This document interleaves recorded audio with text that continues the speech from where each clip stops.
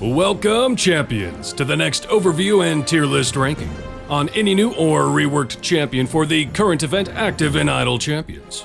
This is where we'll break down their mechanics and place them in my overall tier list for every champion in the game. And as always now, I have to give the reminder that I'm streaming on Twitch. And anytime there's something to talk about for idle champions, I'll be streaming the same day yapping about it there. So if you're catching this video when I published it, stop in and say hi. Anyway, this event, we got Bobby at the start of the event, but we had to wait until the second week for the reworked champion, Rosie. A notorious underperforming DPS champion that certainly required a rework to be relevant in the DPS category. Well, was it enough? Let's find out. So let's talk about Rosie, the chaotic good halfling monk in Seat 10, and member of the AC Inc. C team. Hopefully this is a bit of a hint that the C team is going to get more love in the future, because all of them could use a touch-up. Rosie is an interesting one to start with, as she is exclusively a DPS. And if that's all you bring to the formation, you better be able to hit hard. Traditionally, Rosie was a bit clowned on, because she really didn't bring it. But those things are about to change for this grandma. To start, her basic attack will have her shadow step behind of one of the 3 closest enemies at random and hit them with a flurry of blows. Rosie will root all enemies in place for 5 seconds and will hit 10 enemies on screen with her ultimate, and will also refill her deflect stacks to their maximum. Keep that in mind for when we talk about that formation ability. Speaking of her formation abilities, she maintains her sassy, where she increases her damage for each champion slotted in your formation that is younger than her. This still stacks multiplicatively. The big change here is that it now scales with the pre-stack, which is a very positive change for her damage scaling. If you need a reminder on what pre-stack means, I covered that in Bobby's video last week, so hop over there if you want a refresher. That means all item level investment in her sassy equipment will scale much better than before. So it's all the more important to have a formation full of people younger than her if you're going to use her. While that might sound like a hefty restriction, she is rather old, so we're talking like 80% of the roster being viable. That being said, there are some complications. First of all, her specializations will be a way to scale Sassy up even further, but it will add another restriction on top of it. So you'll be looking for people who are both younger than her, while also fitting one of those restrictions, which we'll get to shortly. Secondly, that directly conflicts with her affiliation synergies. As a part of the C team, she is tied to, obviously, her own affiliation, but also the Acquisitions Incorporated. Within her own affiliation, Cathris is older than her, and in the AC Inc., both Morgan and Vi are older than her as well. So it's unfortunate this formation ability does not also include members from her affiliation to counter that, but oh well. Moving on, Deflect Missiles now stacks up to 100, storing a stack each time she attacks. When anyone in the formation would be hit by a ranged or magical attack, Rosie will consume 1 stack to reflect it back to the attacker, dealing Rosie's damage but will deal critical hit damage, as it gives an additive 100% chance to crit. This effect will trigger so long as you have stacks, and remember, activating her ultimate will fully refill these stacks. Not only is this a pretty useful tool in her kit, through Timeless Body, it will also scale up her Sassy's damage.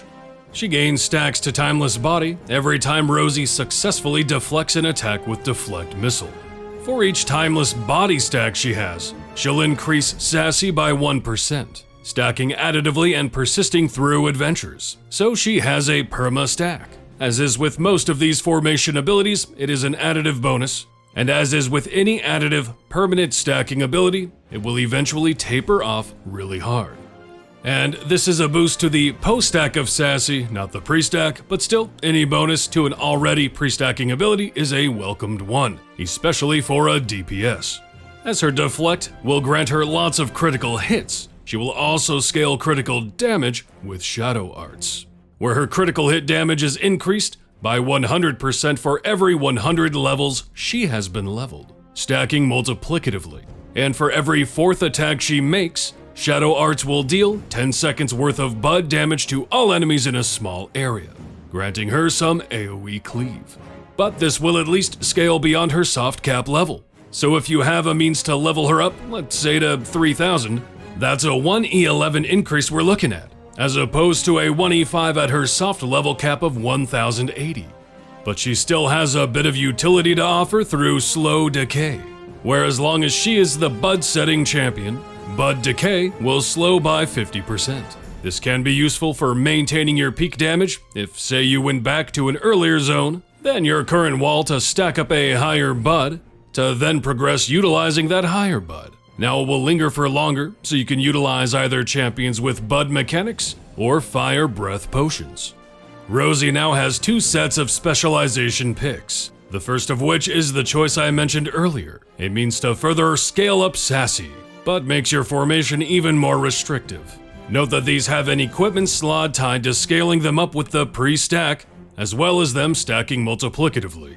So in an ideal world, you want your entire formation to qualify for both Sassy and whatever you pick here, as they both scale with the pre-stack and will make Sassy a very powerful buff for Rosie. First, we have Matriarch, where she will increase the effect of Sassy for every female or non-binary champion in the formation who is younger than Rosie. This is likely going to be your go-to, as there are plenty of female champions who are powerful buffers that are younger than Rosie. Second, Familiar Friends, where she will increase the effect of Sassy for every champion in the formation that belongs to the C-Team, Acquisitions Incorporated, or the Waffle Crew. Again, a problem here is not all of those options are younger than Rosie, but there are still some good options to choose from. But in fact, you can't fill an entire formation with those who both qualify for Sassy and this specialization pick. You'll be down 1 because of Cathris, Vi, and Morgan not counting for Sassy, while being forced to use the likes of Walnut, Donner, and Paulton. Not ideal. Then there is Grandmother Knight, where she increases Sassy for each Halfling, Rogue, or Monk champion. There are some decent picks within this restriction, but it's still, well, restrictive. A lot of times with specialization choices like this, where the restriction seems to ramp up, the higher the base increase becomes. But in this case, all of the bases are 100%, so form your formation carefully between having as many Sassy stacks as possible while maintaining this specialization choice on top of that. It's very likely an ideal formation will come from a mix and a match, using all Sassy qualifying champions but maybe not entirely all of them qualifying for the specialization pick, or vice versa. But again, ideally, both. The second set of specialization picks are a mix of utility and a slight more damage. First we have Grandma Bod, where she increases the damage bonus provided by Timeless Body, and whenever she deflects an attack, she will gain 4 stacks to Timeless Body instead of 1. Great for working with those permanent stacks. With Busy Beestinger, for each member of the C-Team affiliation slotted, she will reduce her attack cooldown additively, and will increase her damage multiplicatively. A max stack cap of 4, since it includes Rosie. It will never be a huge increase, but it does help mitigate using the weaker members of that team to synergize with her Familiar Friends' first specialization pick. But if in the future they get some reworks, making them perform better, this pick will pop off a lot harder. And lastly, Slower Decay. She will further increase her critical damage and reduce the decay of Slow Decay to 75% instead of 50%. Quite useful for that bud mechanic if you need to make use of it. Her equipment is overall very good. 1 for her own damage, 1 for her first set of specializations, which remember this is pre-stack scaling, 1 for Sassy, which is also pre-stack scaling, 1 for Timeless Body, 1 for her second set of specializations, and lastly 1 for ultimate cooldown. If you want her to be your main DPS, this is actually a pretty solid setup to scale her up. Her feats are also important. Anyone who has been around for a while knows my mantra for DPS in this game. To even be considerable for investment, a DPS better be available for as much as possible. Previously, she was only available for 2 of the 5 patrons and was locked out of 1 Day 1 Trials restrictions. Well, if you're able to complete her tier rewards, she has some new ability score increasing feats, 1 for strength and 1 for constitution.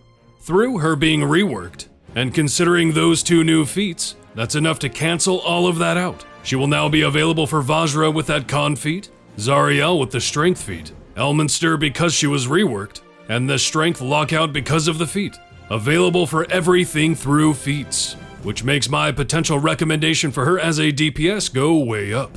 That being said, she still has some other decent feats, especially those that increase her pre-stacks with Sassy and her first specialization options. Her variants are interesting, as are most reworked champions, or at least those not following the newer formula of always requiring them to be slotted in the formation, as many of them you're usually just encouraged to use them instead. For the first, you can only use champions with a strength of 14 or less. This is a decently harsh restriction, and locks out potentially a lot of DPS favorites. But you still have the likes of Artemis and obviously Dirge, and Rosie herself is fairly decent now, and to further boost her option in this variant, Rosie herself, as well as champions with an intelligence of 14 or higher, deal 400% additional damage. Shouldn't be too bad. The second will spawn Mind Flayers in boss areas. While the Mind Flayer is alive, all other enemies are immune to damage. Simply kill the Mind Flayer. This one shouldn't be any kind of an issue for anyone. The third will only allow you to use Rosie and Strix. To compensate for this, their attack and ultimate cooldowns are greatly reduced, and their damage is increased in each area. This scaling should be enough to see you through to the end, hopefully. All in all, this is a large improvement on Rosie. I usually dive into availability here, but as I stated earlier in the video, through being reworked for Elminster and her new attainable feats through the tier rewards, she has the potential to be available for every patron and day 1 trials restriction, which is a big step in the right direction for someone who can only be a DPS. Also a huge step in the right direction is the fact that she has pre-stack scaling, multiple sources of it in fact. She is a bit restrictive in requiring those younger than her on top of whatever first specialization you pick, but because the latter is tied to specializations, she can at least be a bit flexible there depending on what other restrictions you're facing. There are plenty of great support options in that pool of champions, again particularly in the female side of things. If we get more reworks to the C team in the future, she'll just open up even further as well. Rosie is going to have a meteoric rise on the overall tier list, from F, as in she used to be in the never recommend category, to the A+, going to whip the DPS specific tier list on this one as well, as that is her only role, where she's going to get an even higher boost to the very top of A. The DPS specific tier list is a bit different, as we go off specifically what that champion brings in as a DPS, not quite the game as a whole. And she has higher pre-stack scaling capability than most at the top, while also being available for all of the important baseline availabilities. Rosie is actually a rock-solid pick if you're looking for a fresh take on a DPS, with good pre-stacks, crit damage buffing, and offers some fun deflection and bud manipulation mechanics. Don't look down on this babushka anymore. Thanks for dropping in. Slap that like, sub, and bell for me. Check the description to follow me on Twitter, check me out on Twitch, or join the Tyredack community Discord, and stay up to date with all things Tyredack. Let me know what you think about Rosie in the comments, and what you hope to maybe see from the C team if they ever get some reworks.